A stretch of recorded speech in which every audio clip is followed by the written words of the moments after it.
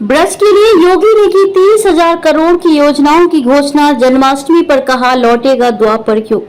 CM योगी ने ब्रज क्षेत्र के लिए 30,000 करोड़ की योजना की घोषणा की। साथ ही उन्होंने यमुना को निर्मल और अविरल करने का संकल्प लिया। सीएम योगी आदित्यनाथ ने कहा कि ब्रज क्षेत्र में द्वापर युग फिर से लौटेगा। इसके लिए 30,000 करोड़ की योजना की घोषणा की। साथ ही उन्होंने यमुना को निर्मल और अविरल करने का संकल्प लिया।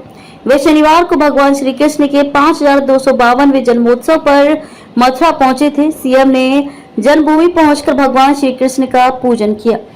उन्होंने श्रद्धालुओं और देशवासियों को जन्माष्टमी की बधाई दी। कहा कि ब्रज की रज में श्री कृष्ण बसे हैं। श्री कृष्ण की निष्काम कर्म की प्रेरणा हमें ताकत देती है।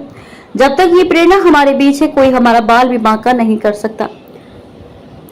श्री कृष्ण जन्माष्टमी के अवसर पर आए सीएम योगी ने जन्म स्थान मंदिर में कान्हा के दर्शन किए। इसके बाद वे 5 जनी सभागार पहुंचे। यहाँ उन्होंने बाल स्वरूप बच्चों को दुलार किया। अपने हाथों से उसे खीर भी खिलाई।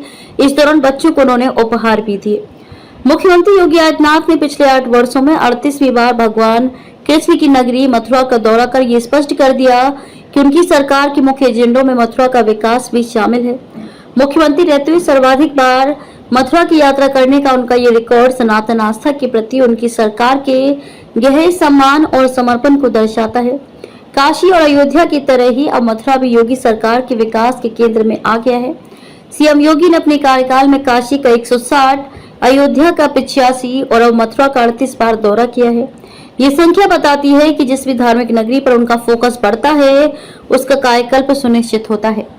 काशी विश्वनाथ धाम और अयोध्या में भव्य राम मंदिर के निर्माण के बाद अब कृष्ण नगरी के विकास पर उनका पूरा ध्यान है। ये दर्शाता है कि योगी सरकार भारत की तीनों प्रमुख धार्मिक नगरी को विश्व पटल पर स्थापित करने के लिए प्रतिबद्ध है।